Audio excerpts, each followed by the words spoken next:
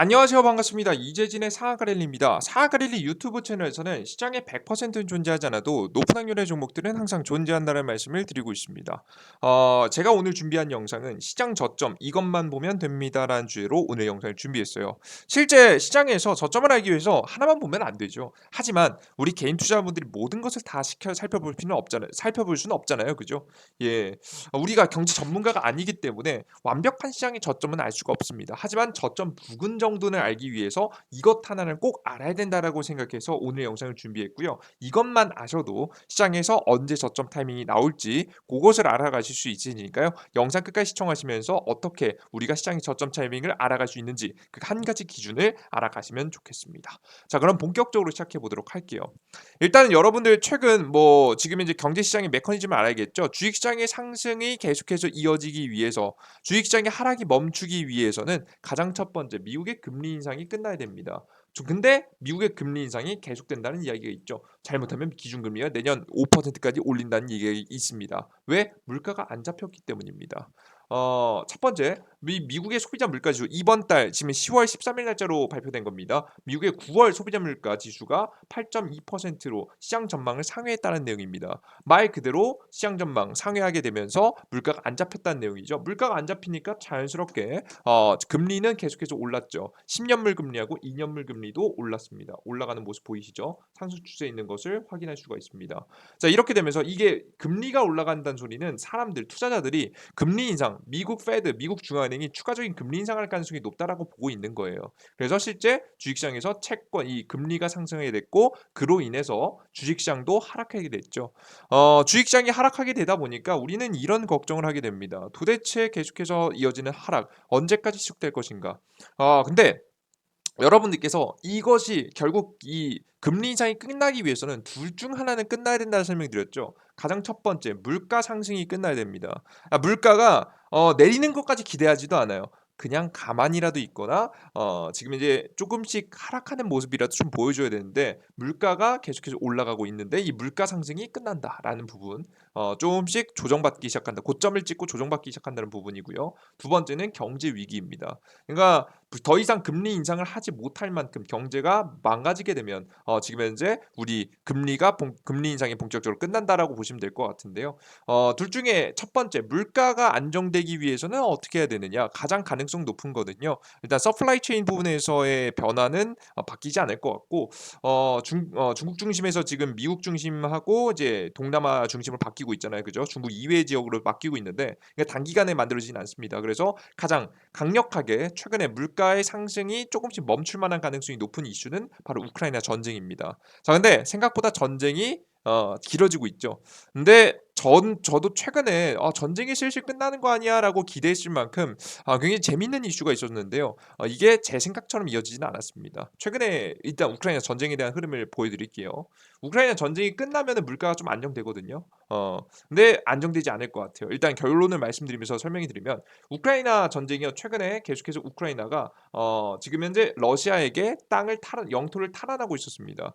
지금 이제 이게 9월 21일 날짜의 기사입니다. 자, 그러면서 어딜 건드렸냐면 여길 건드렸습니다. 러시아 장악하고 있는 크림대교를 공격했는데요. 자, 크림대교라는 지역에 상징적으로 어떤 지역이냐면 여기 지역입니다. 지금 러시아가 공격하고 있는 지역들 중에 여기 대륙하고 이어진 부분하고 여기 밑에 크림반도를 위해서 지어지는 부분인데요. 남쪽하고 이제 요쪽 동쪽에서 주로 공격합니다. 자, 근데 밑에 남쪽을 연결하는 요 지역에 땅을 이게 대륙이 연결돼 있지 않아요. 그래서 다리로 억지로 인공적으로 연결해 놨는데요. 이게 크림대교입니다.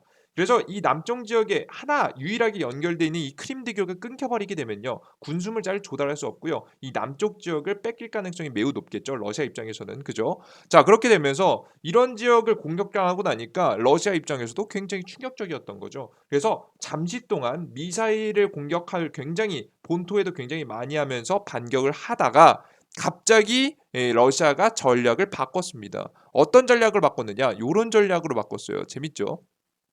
갑자기 러시아 우크라이나 전쟁 휴전 종전 이야기를 꺼내게 됩니다. 러시아의 대통령 푸틴 대통령이 바이든 대통령하고 만나고 싶다, 이야기하고 싶다, 휴전에서 상의하고 싶다라는 이야기를 직접 합니다. 또 그것을 또 사우디 빈살만 중동 지역에 있는 사람이 지지하겠다라는 이야기를 하고 있어요. 자, 근데 굉장히 어이없지 않습니까? 첫 번째, 푸틴 대통령은 현재 전쟁에서 굉장히 불리한 상황입니다. 그죠? 안 그래도 영토가 밀리고 있는데 남부 지역을 뺏길 만한 가능성이 높아졌죠. 그러니까 안 그래도 신식 무기들은 계속해서 서방 국가들을 통해서 지원이 되고 있는 시점입니다.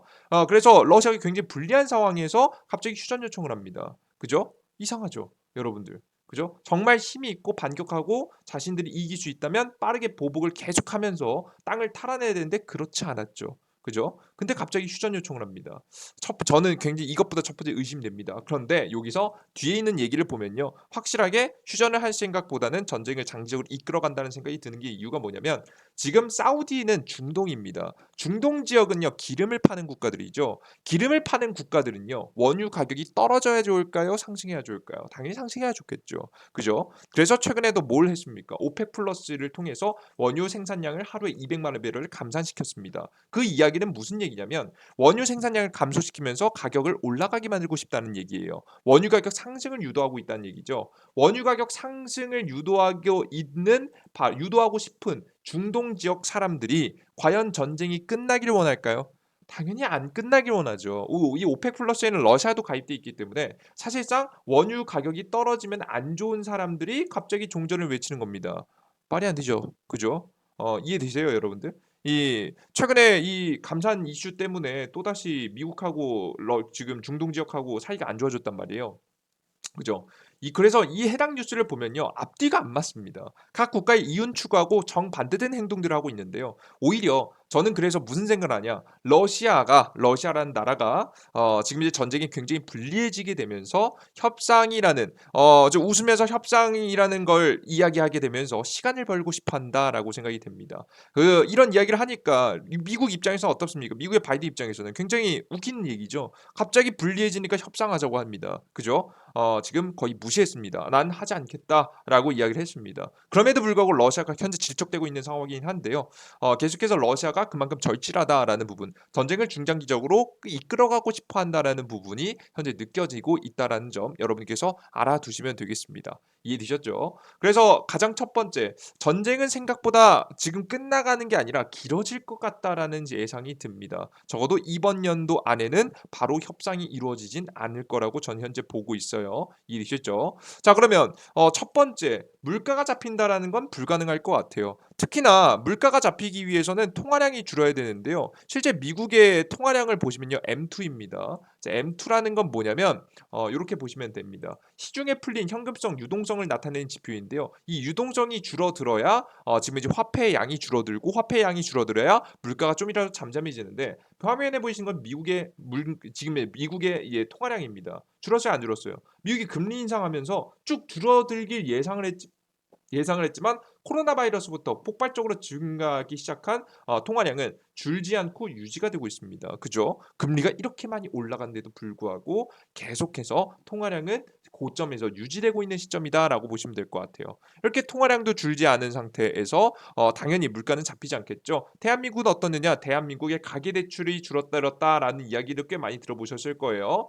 그런데 하반기 대출 수요는 예년 수준을 하회할 전망이라고 하는데 기업 대출이 역대 최고치입니다. 그러면서 우리나라의 M2도 계속해서 상승세를 이어가고 있는 모습이죠. 이게 통화량이 계속해서 증가하니까 당연히 물가는 안 잡히는 현상이 나와주고 있습니다. 자, 그러면 두 번째, 차라리 물가는 잡히는 걸 포기하자고 하자고요. 자, 그러면 차라리 경제 위기가 찾아오는 게 더 빠르지 않을까라는 생각을 하게 되죠. 저도 실제 경제 위기가 오는 것이 더 빠르다라고 이미 계속해서 설명드렸습니다. 그래서 그럼 어떻게 경제 위기가 올 것이냐? 왜 경제 위기에 대해서도 굉장히 부정적인 시각을 보내는 사람이 많냐면 생각보다 미국의 실업률이 괜찮기 때문입니다. 미국의 실업률, 고용 상태, 경제 체력이 괜찮기 때문에 지금 다른 국가들은 다 죽어나지만 미국은 괜찮으니까 '미국은 계속해서 금리 인상을 하지 않을까?'라는 생각을 하게 되는 거죠. 자 그런데 저는 여기서 한 가지 문제점이 있다라고 항상 설명드렸습니다. 뭐냐? 전 세계 주요 국가들의 기준금리인데요. 계속해서 기준금리들을 올려나가면서 같이 미국의 분위기와 함께 맞춰주고 있는 국가들이 거의 대부분인 현재 상황인데 지금 현재 이런 가장 앞서가고 있었던 국가들 중에 하나가 캐나다하고 영국인데요. 여기서 보이는 영국이란 나라가 가장 크게 문제입니다. 이 영국이란 나라가 최근에 뭐가 터졌죠? 국채 매입 3일지 종료, 통첩의 금융시장 불안 조짐이라는 내용입니다. 최근에 어떤 이슈가 터졌냐면 계속해서 영국 총리가요 감세 정책을 펼치고 나서부터 영국이 금융위기에 빠졌습니다. 그러면서 갑자기 급하게 국채 매입 양적 완화를 썼죠.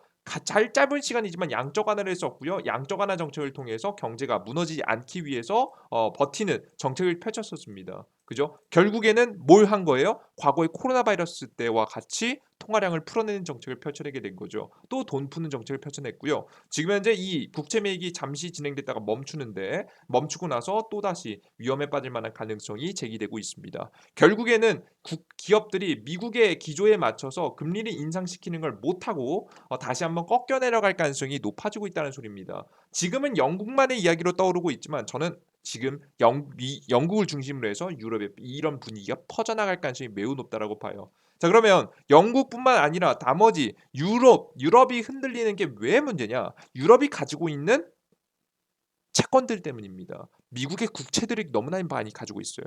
유럽 국가들이 실제 망하잖아요. 그러면요 미국도 다 같이 무너지게 됩니다. 그렇기 때문에 미국 입장에서는 이만큼 무서운 게 없겠죠.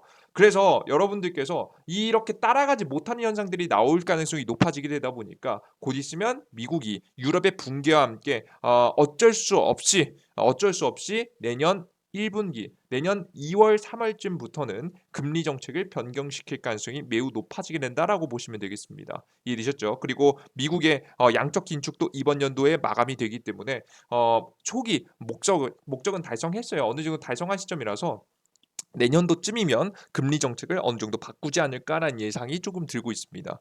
어 근데 이런 얘기만 하면 그냥 가볍게 생각하실 분들이 있는데요. 저는 이 내용이 나오는 걸 보고 좀 더 어느 정도 확신을 좀 가지게 되었습니다. 확률이 저는 평소에 지금 현재 한 내년 1분기라고 분기라고 생각한 게 한 70% 확률이라고 좀 생각을 했는데요. 지금 최근에 좀 높아졌습니다. 한 75에서 70 한 80% 정도로 높아진 기사인데요. 바로 이 내용을 보시면 재밌는 내용입니다. 벤 버냉키라는 내용이 전 연준 의장이 노벨 경제학상을 수상했습니다. 이 버냉키라는 내용의 인물이 지금 이제 핵심적인 인물이 뭘 한 인물이냐? 2008년도 금융위기 이후 경제 위기가 왔을 때 양적 완화 정책으로 경제를 살려냈던 기업 그 인물입니다. 이 인물은 무엇이 무너지는 걸 조심해야 된다고 했냐면 미국 은행이 무너지는 걸 조심해야 된다고 했습니다. 뱅크런 은행이 무너지는 것을 막기 위해서 양적 완화하는 정책을 펼쳤고 그로 인해서 경제가 무너지는 것을 막았다라고 하면서 이제 와서 그 2008년도, 2007년도에 수상을 한 것도 아니고 이제 와서 경제학상을 수상을 받았습니다. 굉장히 웃기죠. 근데 노벨 경제학상이라는 게 저는 의미가 있다라고 생각하고 있는 게 뭐냐면 실제 최근에 미국의 정책하고 연관이 있는데요.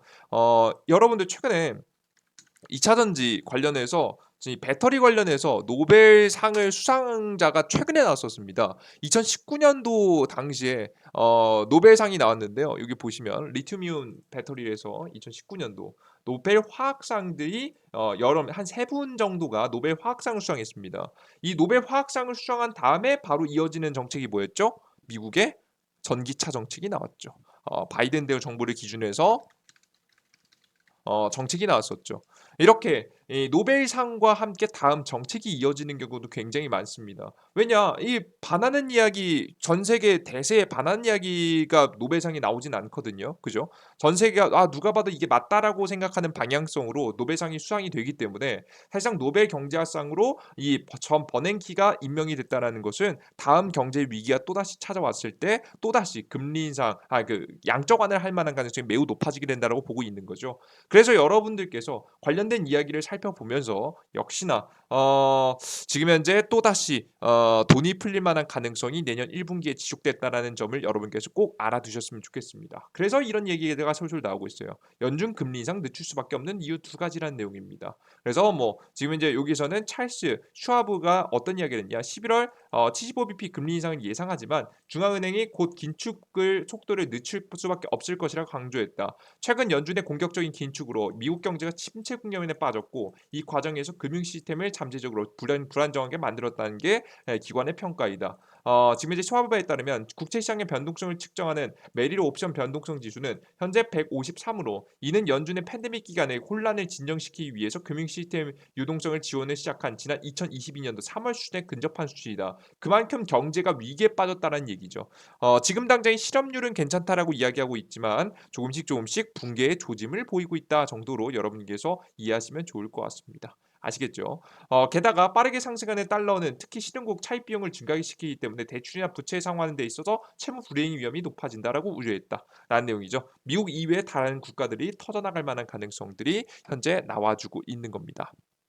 이해되셨죠? 요걸 여러분들께서 생각하시면서 보시면 좀 더 재미있는 현상들을 좀 볼 수 있지 않을까라는 생각을 저는 현재 하고 있어요. 그래서 여러분들께서 이제 곧 누가 터지면 유럽이 더 위기에 빠지면 이 금리 인상을 멈출 수 있다라는 가능성을 여러분께 염두에 두시면서 시장을 지켜보시면 더욱더 시장의 완벽한 저점을 찾아 나가는데 도움이 되시지 않을까 싶습니다. 일단 첫 번째 유럽이 정말 이 영국을 시작으로 해서부터 터지고 터져나가는 유럽의 위기에 첫 번째 포커스를 맞추시고요. 그 시점부터 본격적으로 미국까지 위기의 설에 돌게 될 가능성이 높습니다. 유럽 전체가 흔들리면 서방 국가인 이 미국까지 영향을 끼치기 때문에 그와 연쇄되는 악재와 함께 저점 타이밍을 잡아 나갈 가능성이 매우 높으니까 여러분께서 그 타이밍 꼭 지켜보시면서 여러분들께 저점 타이밍을 예상하면서 공략해 보셨으면 좋겠습니다. 아시겠죠? 시장은 하락이 계속되고 있습니다. 떨어지고 있고요. 최근 시장도 꽤 많이 흔들려서 많은 투자자분들께서 힘들어하시는 것 같죠. 자, 그런데 분명히 시장은 고점이 절대 아닙니다. 최근에도 보셨죠, 여러분들? 말도 안 되는 반등 나온 거 보셨죠? 뭐 다시 지금 이제 전일자 해외 시장이 하락하긴 했지만 시장은 분명히 신용 반대매 물량이 과하게 떨어진 다음부터는 하락폭이 그렇게 심하지 않습니다. 그죠? 저는 현재 시점에서 단기 저점 자리는 잡았다고 보고 있고요. 단기 저점 이후에도 추가적으로 밀릴 수는 있겠죠. 하지만 이 다음 하방이 정말 마지막 하방일 가능성이 저는 높다라고 보고 있습니다. 이 하방에서는요, 저점 타이밍을 잡을 거 없이 여러분들께서 단기 저점 타이밍도까지 잡으면 좋겠지만 여러분들께서 저점 타이밍은 어떻게 잡아나가는 게 가장 좋아요? 그냥 천천히 분할 매수를 그냥 받아 나가시는 것이 시장의 기회를 잡는데 큰 도움이 되실 거라고 저는 현재 보고 있습니다. 자, 그래요. 좋습니다. 여러분 여기까지 오늘의 영상 저희가 준비했고요. 여러분 희망 잃지 마시고 계속해서 시장 지켜보시면서 공략하시는데 조금이라도 도움이 되셨으면 좋겠습니다. 자, 그럼 여러분께 혼자 투자하시기 어려우신 분들을 위해서 제가 이재진의 상한가리의 무료 어플리케이션이라는 것도 운영하고 있는데요. 어떤 어플리케이션이면 이런 어플리케이션입니다. 무료 급등 추천주, 무료 상한가 분석, 무료 급등주 포착 자료, 다양한 자료들 다 무료로 드리고 있는데요. 지금 이제 무료 어플리케이션입니다. 무료 급등 추천주, 그리고 당일 상한가 분석. 이게 무료 시황입니다. 무료 매일 아침에 올려드리는 시황입니다. 주식시장에 저점이 언제 온지 궁금하신 분들은 지금 이제 어플리케이션에서 매일 아침에 시황을 보시면 되겠고요. 최근에 급등 종목이 어떤 종목들이 나오는지 알아야 우리가 추가적으로 어떤 종목을 공략할지 알 수가 있겠죠. 여러분께서 관련된 이야기를 여러분들께 드리고 있습니다. 뭐 제지 관련주, 네옴시티 관련주뿐만 아니라 다양한 자료들 쌓아놨으니까 여러분 궁금하신 거 있으면 다 검색하면 웬만한 테마주들은 다 나올 거라고 봅니다. 자, 그리고 여러분들께 이러한 자료들을 100% 무료로 진행해 드리고 있으니까요. 이런 것들이 여러분들께서 필요하다라고 하시는 분들은 어디서 받으시면 되냐? 구글 플레이 스토어와 앱 스토어에서 다운로드 받으시면 됩니다. 뭐라고 검색하시면 되냐? 이재진이라고 검색하시면 됩니다. 이재진이라고 검색하시면 맨 처음 나오는 어플리케이션 다운로드 버튼 누르시고요. 앱 스토어에서도 무료 다운로드 버튼 누르시면 무료 다운로드 가능하시니까요. 무료 다운로드 버튼 누르고 들어오셔서 무료 어플리케이션에서 무료 회원 가입하시고 무료 급등 추천주 상한가 분석 포착 자료 받아가시면 좋을 것 같습니다. 실제 저는 무료 급등 추천주요 시장 안 좋을 때 추천 안 드리고요, 시장 좋을 때만 맞춰서 추천드리고 있는데요. 여러분들께서 이런 작년 7월달 하방장이 계속되었죠. 하락장이 계속되는 시장 속에서도 100% 확률 그런 건 없습니다. 80% 확률로 여러분께 욕심만 부리자면 작게는 3%에서 많게는 50% 이상의 급등세까지 나올 수 있을 만한 종목들을 뽑아드리고 있으니까 이 하락 시장에서 살아나가고자 하시는 분들, 조금이라도 단기 수익이라도 챙기면서 여러분께 희망을 좀 얻어나가고자 하시는 분들은 어플리케이션 다운로드 받고 시장의 저점 타이밍까지 얻어가셨으면 좋겠습니다. 오늘 여기서 영상 마무리해 보도록 할게요. 여러분들 모두 감사합니다. 땡큐.